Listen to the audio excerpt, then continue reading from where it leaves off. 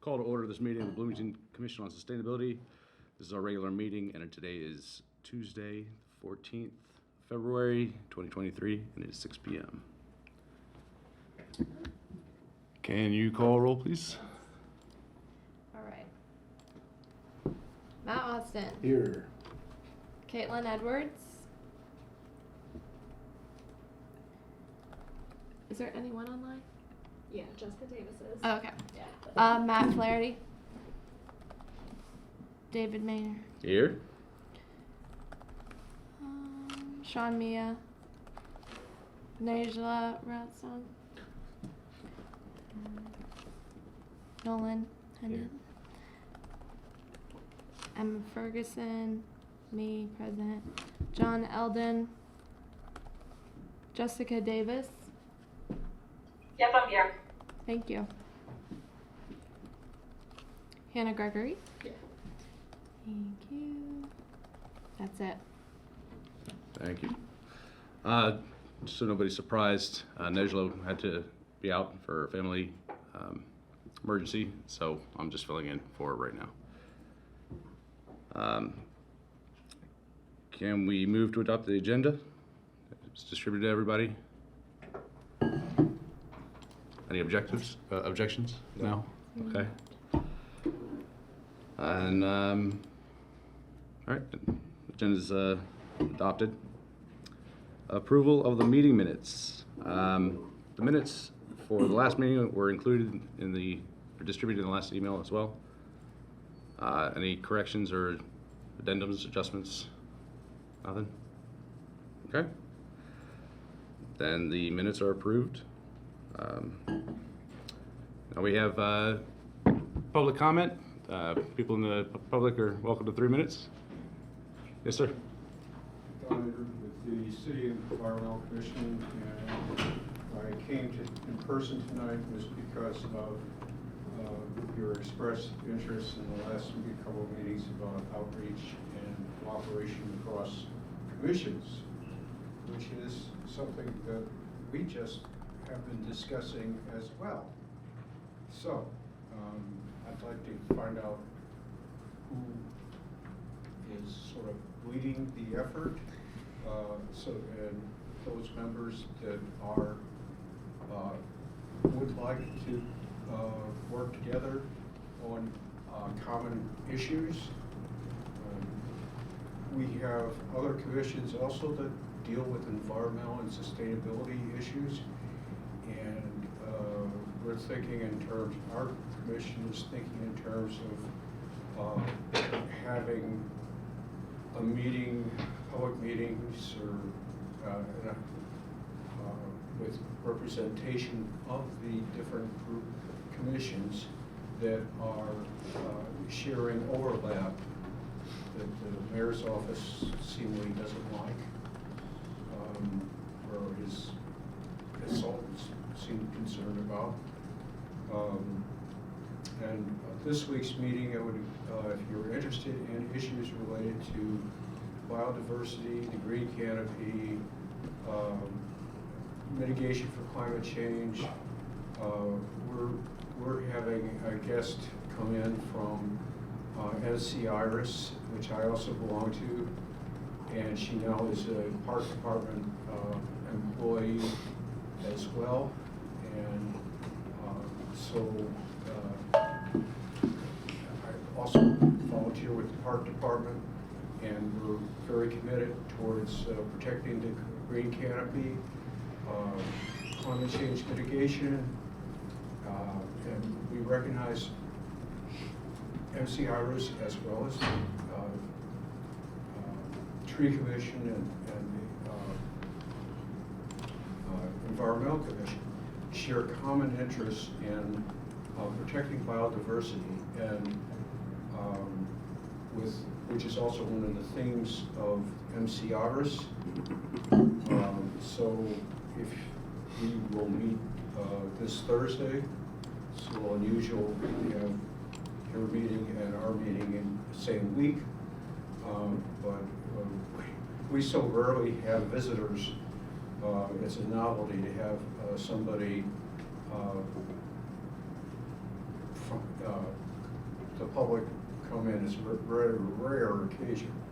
But if you are interested in that sort of material, it may be worth your while to come on Thursday this week at 6. Thank you. Could you tell me again what your name and what organization you're with? My name's Don Eggert. This is my third stint on the Environmental Commission. On the environment. Okay. And I'm a volunteer with MC Iris and as well as the Park Department. Okay. Thank you. What room are you guys gonna be in? Hmm? Here? What room on Thursday? Either this one or the one upstairs. Okay, cool. Don, can I ask you how you found out we were looking to start an outreach program? Yeah, I could connect my cell phone because it was on safe driving mode last Oh, in the last meeting? So I was on the internet connection through. Listening in on the meeting. Mhm. Yeah. Nice. Okay. Well, then that's perfect. Yeah, we're discussing ways we can do that now. Having some more social events so that people can talk between the commissions, between public. Just really anything that can kind of mix up the ideas and help people find partnerships. We've been talking about either helping man tables at the Spring Flower Show as an example, and some other events where we would have members of the EC there and hopefully other, again, people that might be, who can help table. Nice. Okay. So yeah, maybe that's a mixture that we can propose that we can maybe pair up and meet everybody on both commissions. It's a good idea. Thank you. I think that's all. Are there any other comments from the public? Any online? Nope.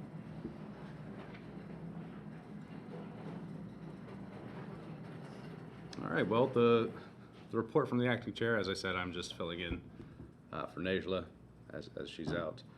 I think we don't have a quorum, so we'd probably, do we have a quorum? I thought that we had 12 people on the commission presently. There's a few Online. vacancies. Oh, the vacancies? I see. Okay, well, speaking of which, we were gonna go over the new member orientation. Did you say we don't have a quorum? No, he said that because, or she said because we have the vacancies Okay. that we do. Yeah. I didn't mean to say that we do. I was just saying there's Oh. vacancies. I know this commission had discussed in the past, I don't know if it was resolved or not, I think Matt Flaherty brought it up, that it was undecided whether a quorum is a quorum of actively serving members or if it's a quorum of the total possible members. Oh. So I don't know what was determined with that. Yeah, yes. Public comment. We did, I think in February or March of this past year, update the bylaws so that quorum is defined as a majority of the members of currently filled seats on the commission. So it Okay. is not the total available seats. So given the current number of vacancies and the current attendance, there is a quorum. Okay, thank you for the You're welcome. point of order. Joe. Yeah, well, but then we were just gonna discuss the ways of bringing in new members, discussing a new member orientation packet, and then perhaps we wanna look at the ways that we can influence people that wanna be involved or influence the selection of new members. As we discussed before, there's council appointments, mayoral appointments, and we don't get a lot of transparency into that. Do you have the links for the links I sent you for the new member packet and everything? Let's see.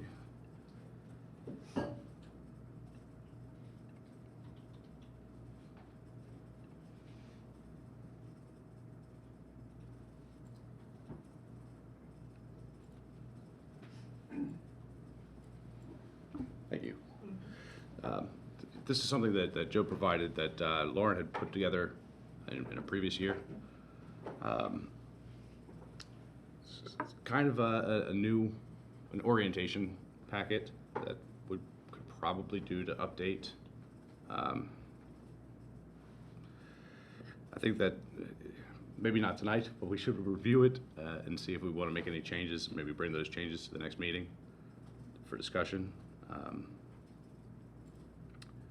Just so that when we do have new members come on, they have a jump start, and we're not kind of, for example, the way I came on, I found out in a meeting, as did you, Emma, that we were new members, but we didn't know about this yet. For example, you might find this useful. Actually, did you receive a copy of this as well? I'm right here. Oh, okay, Yes. hard copy. Yes. Okay, nice. Okay, thank you.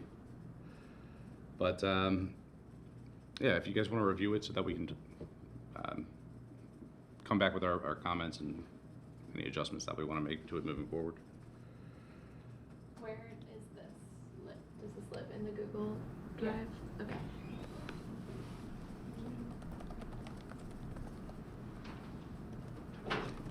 That's really all I had to discuss. If want to move on to the.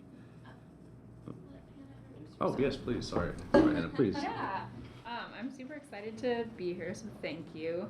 I graduated in 2019 from SPIA with a BS in environmental science, and I'm a very tree-focused person. So I'm the part-time forestry director for Canopy Bloomington, which is a new urban forestry nonprofit. We focus on community tree plantings and urban forest education. And then I'm a part-time tree technician and arborist for the university. So I do the tree inventory project, and I manage that data set and tree health initiatives and such on campus. And then I'm also a research associate with the Environmental Resilience Institute, so I'm involved with a few different grant projects, and I curate something called the Indiana Green City Mapper, which is a project of the ERI. It's sort of a statewide interactive web mapping platform that maps different socioeconomic, urban green infrastructure, and climate data. And then over the past several years, I've been involved with several different sustainability projects on campus as well. So yeah, I'm really excited to be here. Awesome. Thank you.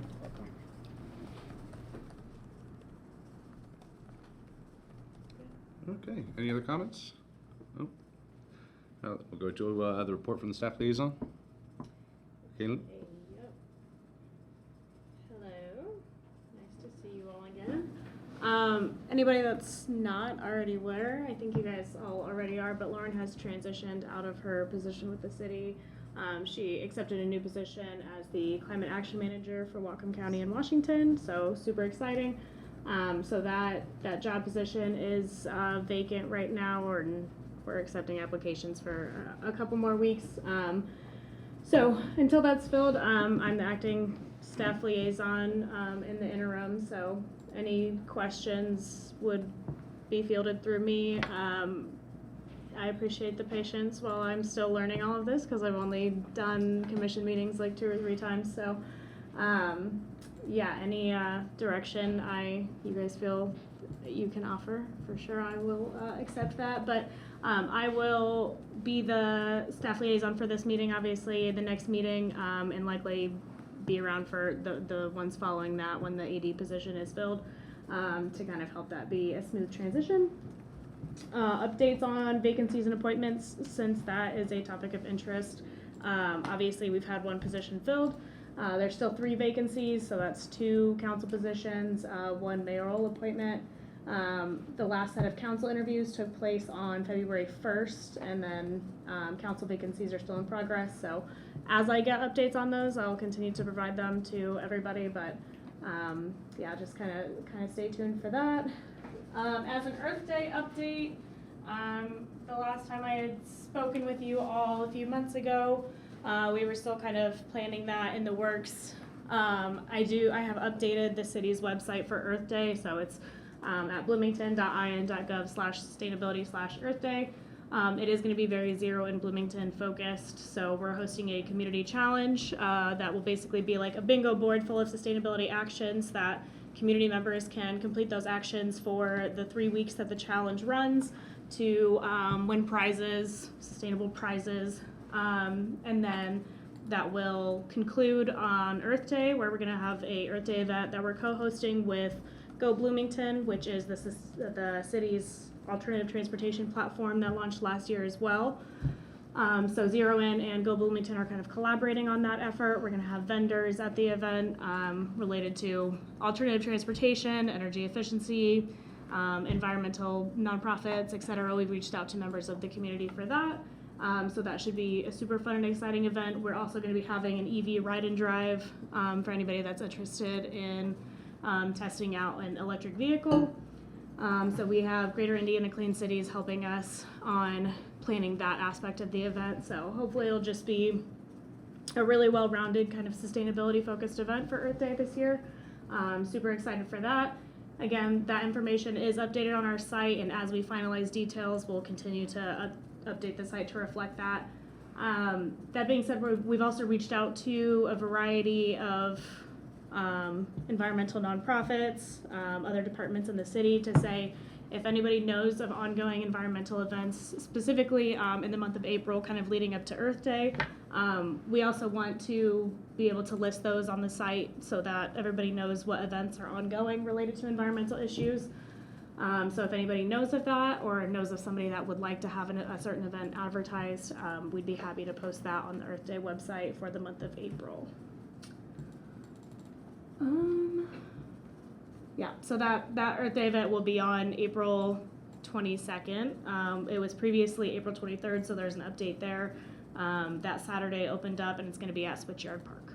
So, and then update on the neighborhood sustainability grants. I don't know what update was last provided to you all by Lauren, but that's still kind of a work in progress. We have an intern that's researching commission grants in other cities and kind of the successes that they've seen there, so that we can work to develop kind of a neighborhood sustainability grants for you all to be able to take advantage of. So I'll continue to update you guys on that as we kind of make some more decisions, but that'll probably be something that's addressed more in depth once the AD position is filled, just because we'll have more capacity to kind of address setting that program up once we have a new assistant director of sustainability.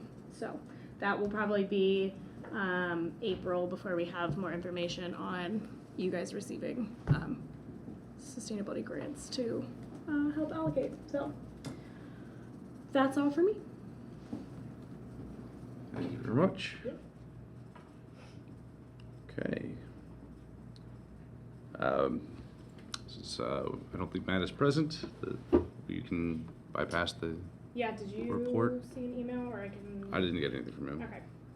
I will provide his update. Oh, thank you. Yeah. So Matt is not here. He's at a conference in Washington, but he sent his updates. He's continuing in his role as council ex officio representative for BCOS.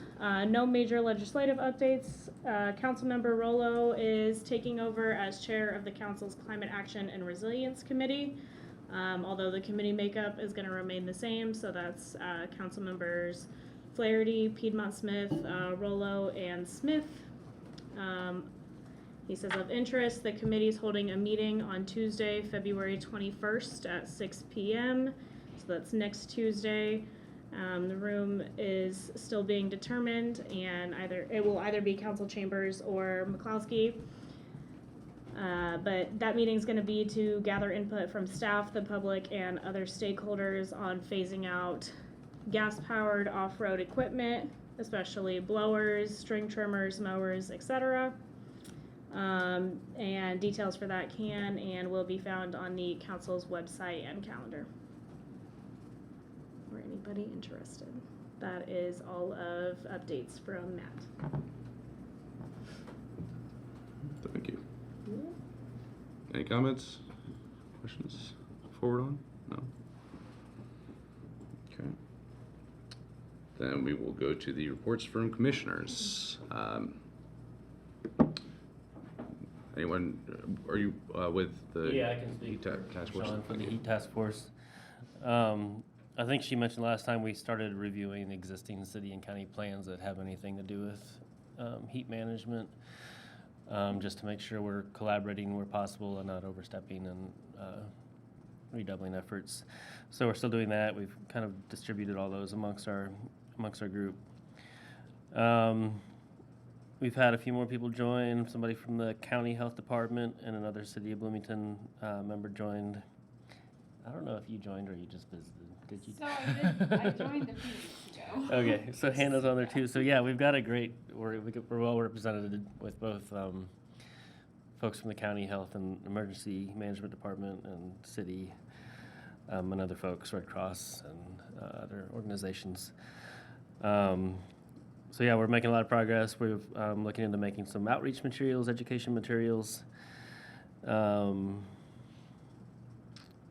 And yeah, we're still waiting to hear about, we think we mentioned last time, we applied for a grant for a heat mapping for Bloomington for extreme heat. So we applied. So yeah, fingers crossed, we'll see what happens. We didn't have any matching funds or anything, but it was all pretty last minute when we found out about it. So, so I forgot, we should hear back within the next, I forgot when, it's all for this summer, so in the next few months. Cool. So those are the major things we're working on, still plugging forward. Great. You guys are growing quick. What's that? You guys are growing really quick. Yeah, there's That's a lot awesome. of interest in it. It's Yeah, the meeting last week was really productive. There's lots of great ideas thrown around, so it's Yeah, exciting to it's see it come not together. It very- seemed to come together really quickly. not a very passive group, so it's good. I did send Sean a while back when she first brought up that funding, but it was so close to when.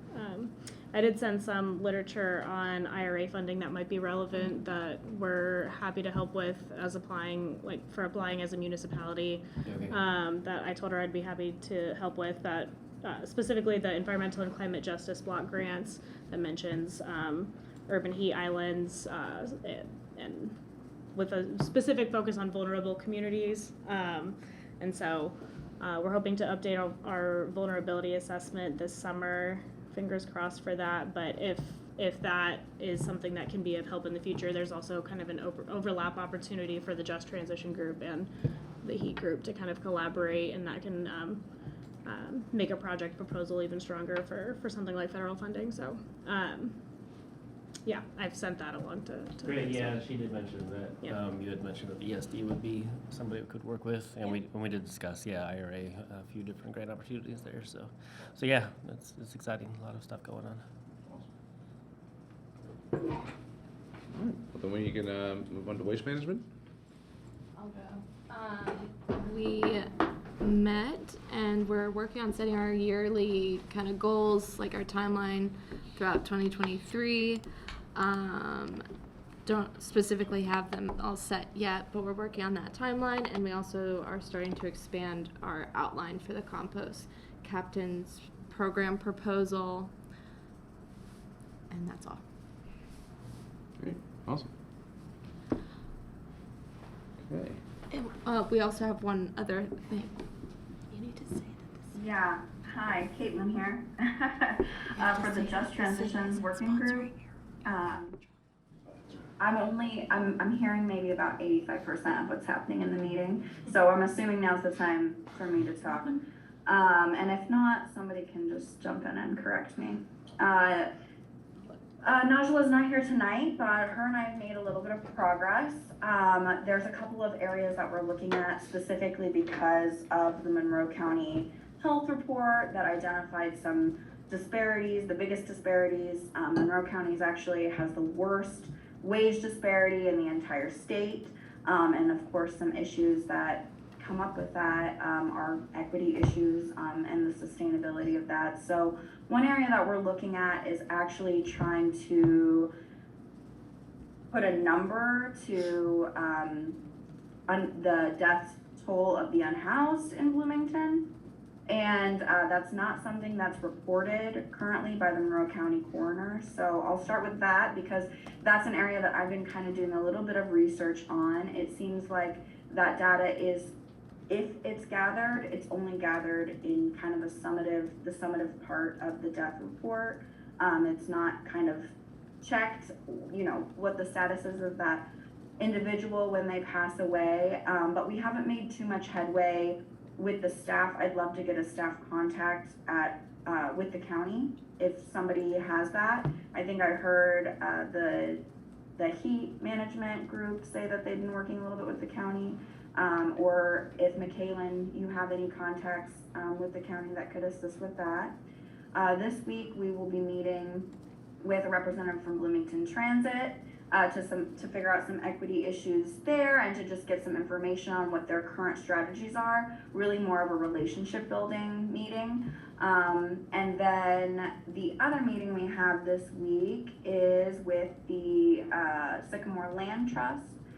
To establish some relationships there as well. So it's still just Najla and I, so if there's any new committee members who haven't really found a place yet and want to join the team, again, we're kind of in the relationship building standpoint, and then as we move into the year, we'll be really focusing and laser pinpointing sort of our short term and our intermediate goals for the year.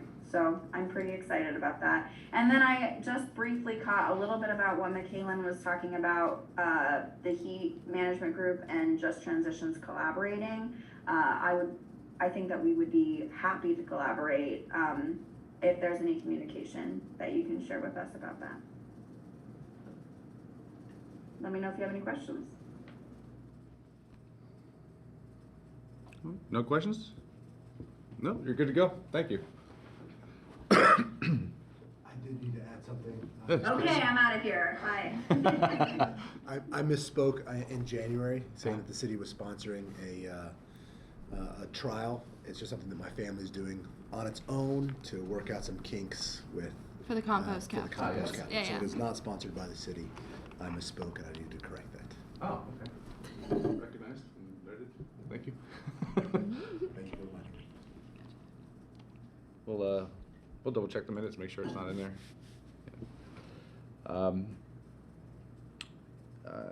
Now we have discussions, not resolutions.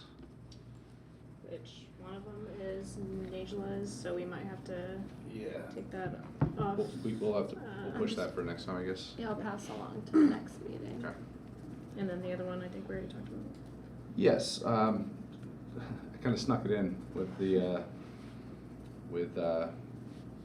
yep, this position, my report. So, I forgot to mention that we also have the onboarding guide. That's also, I think that link was also included, but that gives you the links for critical documents that new members would need. And you'll find it pretty useful. If I can breach into it to something else, can I ask anybody what they would say the mission of BCOS is?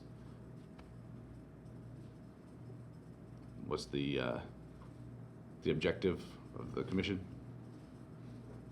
To increase the sustainability within the city limits. To promote economic development, environmental health. Is that not written in our bylaws? That is correct. We don't have a mission statement. Yeah. We do. It We says have a mission. definition, which I just sent you, Michaela. It's stand by. Yeah, that's way better than what I said. Yeah. It's essentially what you said. Just on the books it says public policy and purpose. A sustainable community seeks to enhance the socio-environmental economic well-being of the community while taking precautions not to compromise the quality of life of future generations. Toward that end, it reduces its use of non-renewable resources and its production of waste, while at the same time improving livability. The mission of the Bloomington Commission on Sustainability is to promote sustainable socio-environmental economic well-being of Bloomington and all its inhabitants. That's a lot. I just thought maybe if you guys wanted to consider maybe making a briefer, more direct mission statement that we can reference from time to time. It might be something to mull over. Just because we've run into it in the past where there's a lot of confusion on what sustainability versus environmental preservation is. Now that we have the 17 SDGs from the UN that we adopted, we can incorporate them somehow. Just maybe one of you are a better wordsmith than I am, that if you have any ideas for something catchy, that would be very, very helpful. And also, while we're doing these outreach efforts, it would be nice to have something on hand that we could point to. We have another speaker. I think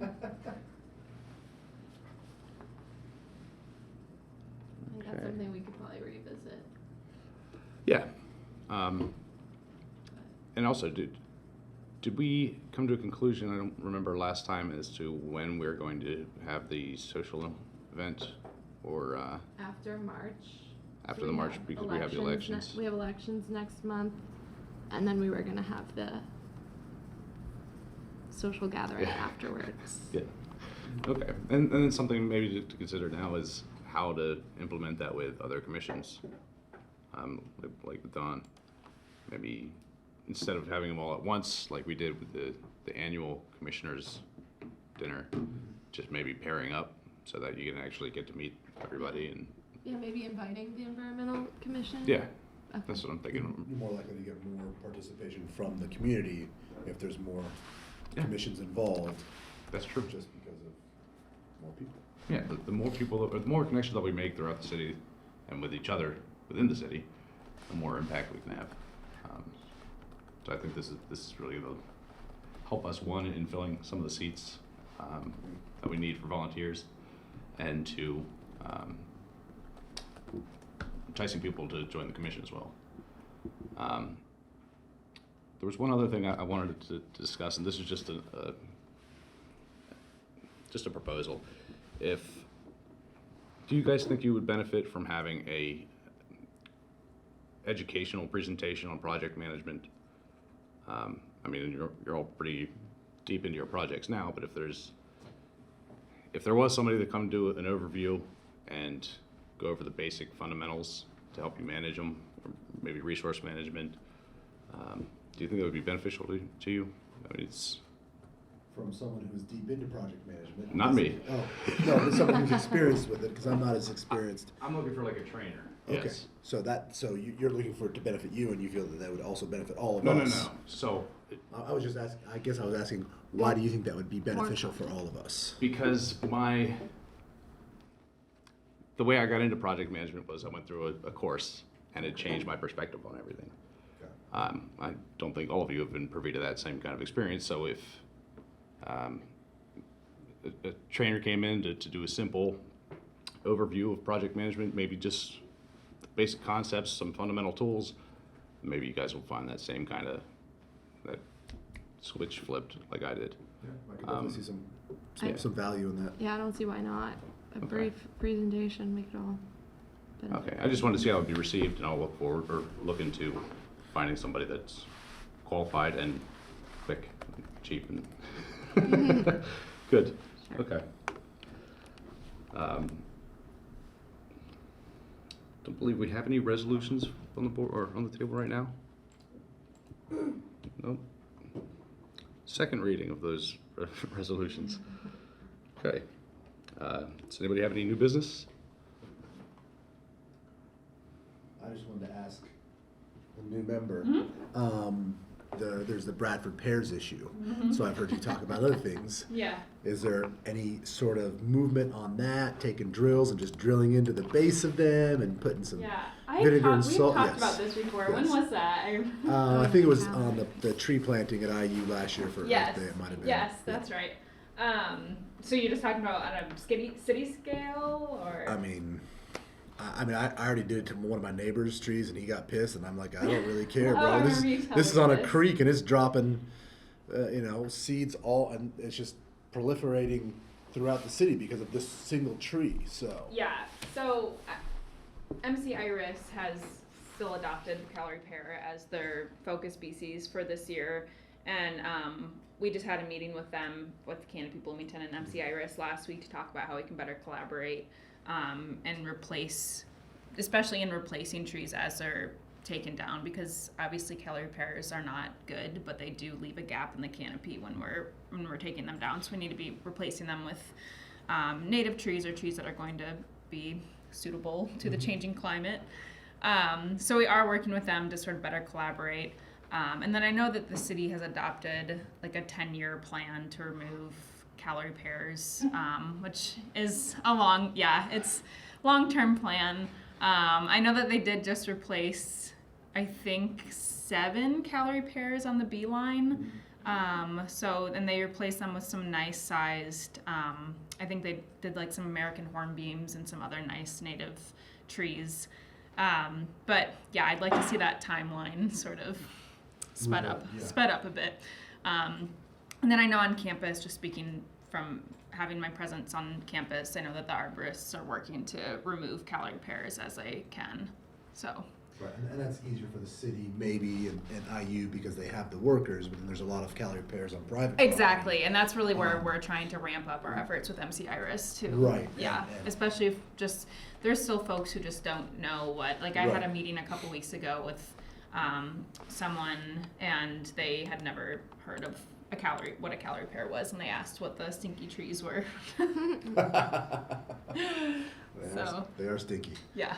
I mean, my thought was just start drilling holes into the base I of all know. these things, because a lot of What does that homeowners, do? it'll kill them, Oh. especially in the fall and in the winter, while they're dormant. At least that's my understanding. Yeah. But a lot of homeowners don't have the funds to It's take really, the tree really down. expensive. Right. So the idea is kill them, let them stay there, Yeah. and then eventually they'll either come down on their own, or the homeowner will have the money to do multiple trees at the same time, or maybe grants come into play. But ideally, we just want to get them killed. We don't want to take them down, but we got to kill them. Yeah, That and sounds right. it is so expensive to remove trees. With canopy, we have sort of a long-term goal to create some sort of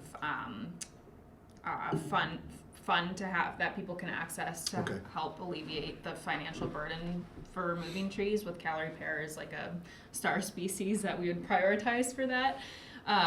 But yeah, it's been a long process trying to get that started.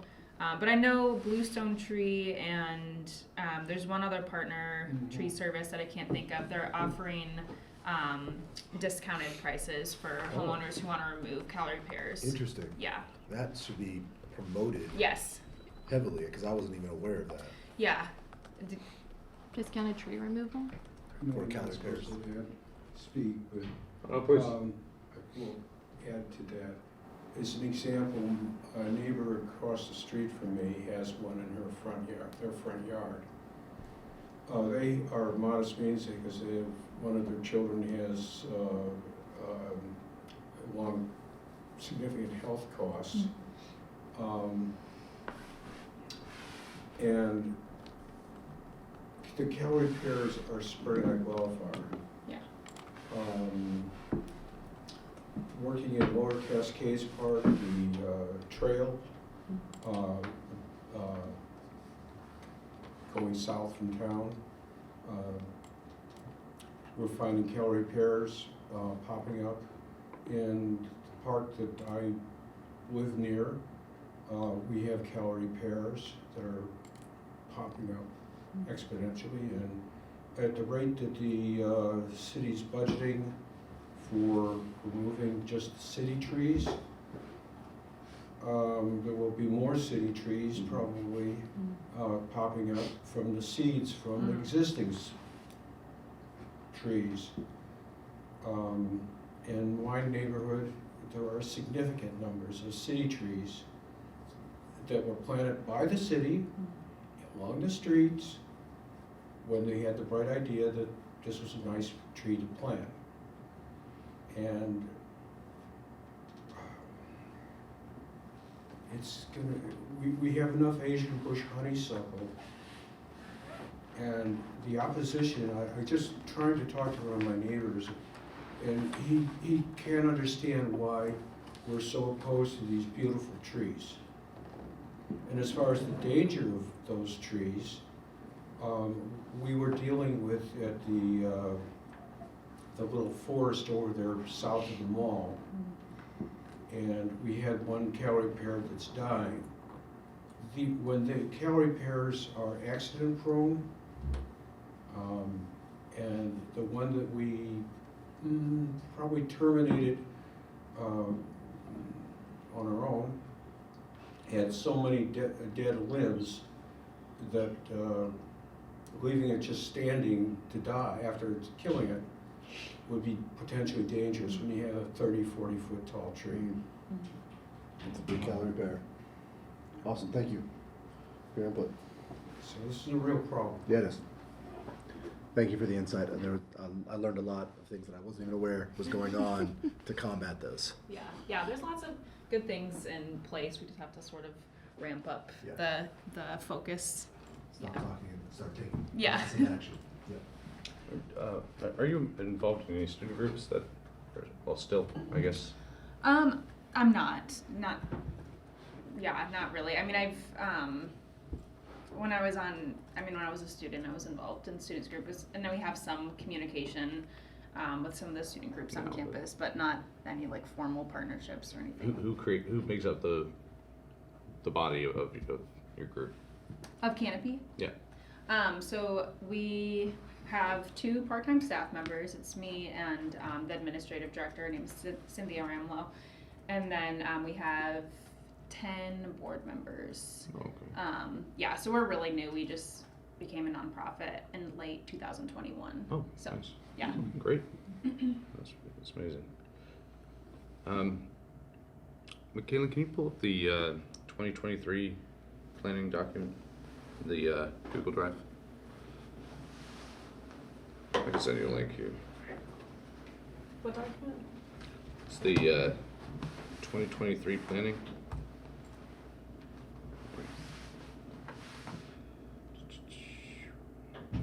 I just sent you the link.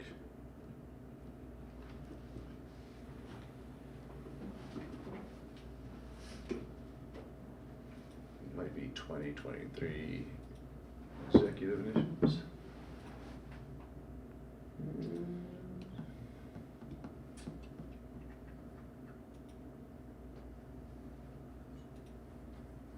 There you go, the top one. There you go. So this is a lot of what we were discussing, what we have planned out for the year. We went through the BCOS social, try for that next month. When we set it after the elections. The volunteer pool, I am still working on that. I have it's complex with partnerships, but it's moving. I'm still hoping to have a soft launch in May and a hard launch in September or August possibly. I'll keep you informed as I go through. The connection to the appointment body, that was what we were talking about with having some influence on or transparency on new commissioners, the time in which they're appointed. And I think that if we have a volunteer pool that is regularly participating, we should be able to have some influence in their appointment. If they're, if they're showing up and helping out, we should be able to get them in.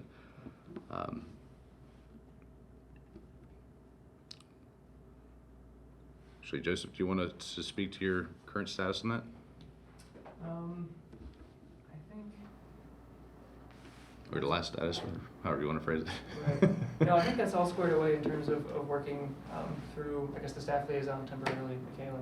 Okay. I think the thought I had in mind was more so was just a 2023 planning reminder for the whole commission of just setting goals. Yeah, goals and setting targets objectives. like we had done for the 2022 annual report. It just happens to start mid-year, whereas now we're at the beginning of the year, and I hadn't mentioned that at the last month meeting, but just to keep in mind, particularly working groups, to set up Thank you. a 2023 plan, and then kind of bring that back to the body and have everybody aware of everyone else's plans.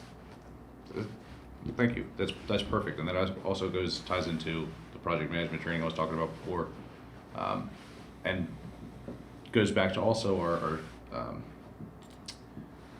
scope control. So when we're deciding on projects, using the SDGs to limit our focus, just so that we go back to the 3 or more, or no more than 3, up to 2. You know, I mean, when we put it in for the number of which you should be focused on. I know you weren't here for these, but we are you familiar with the 17 SDGs? Mm-hmm. Okay, then we just adopted that so that we can use that template for selecting our projects, communicating our projects, Okay. and keeping focus, so that we didn't bleed into too many areas. Cool.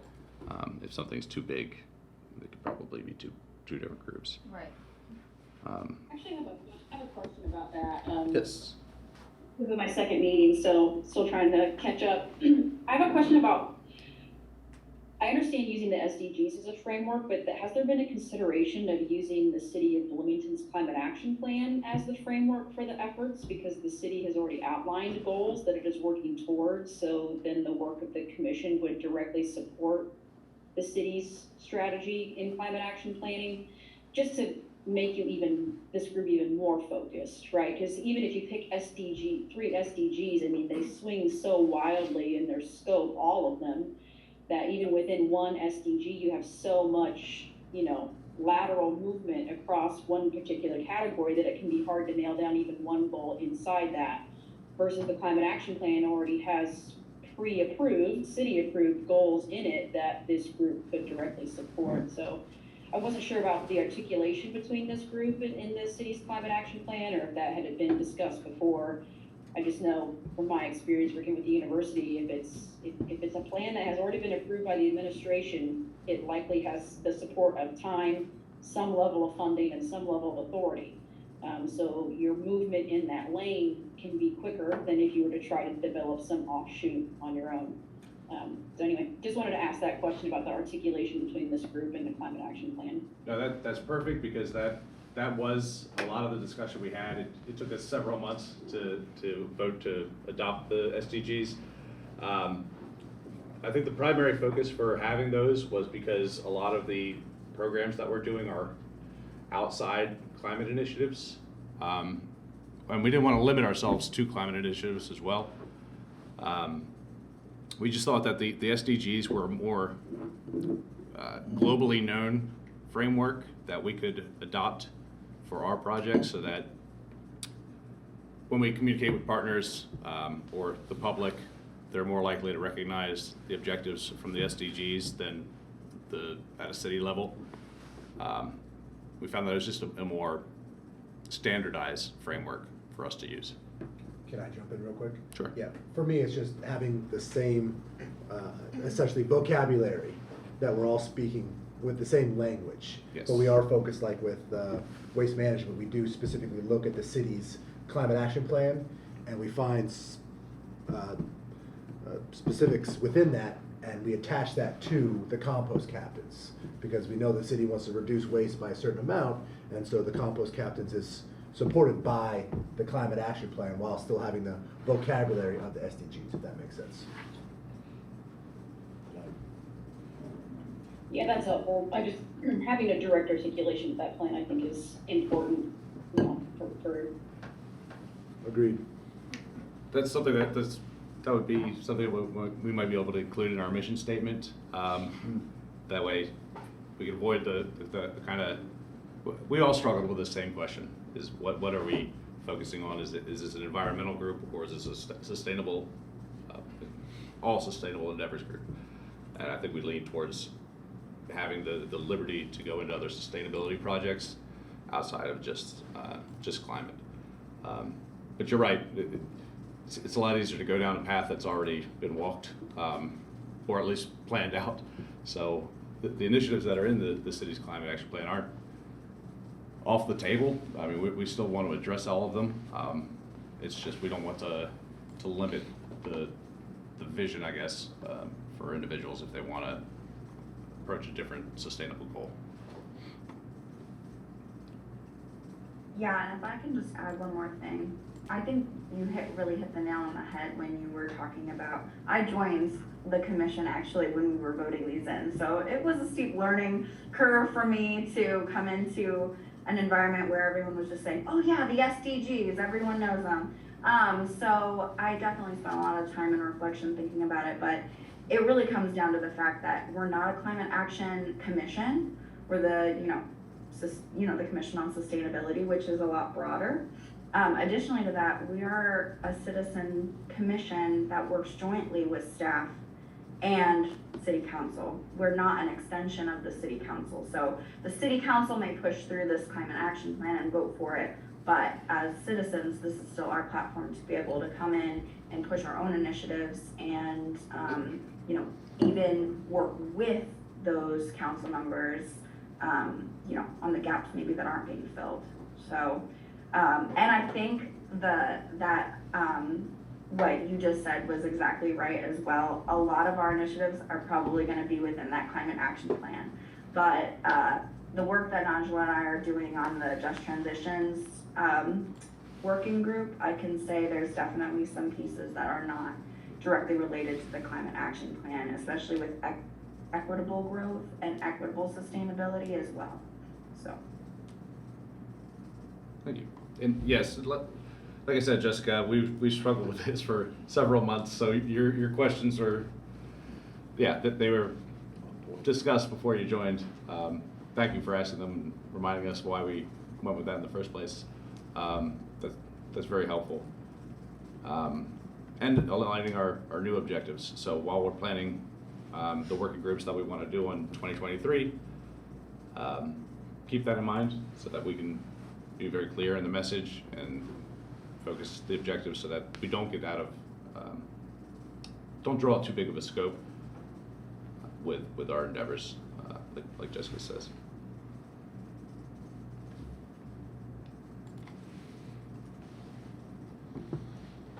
Are there any other comments?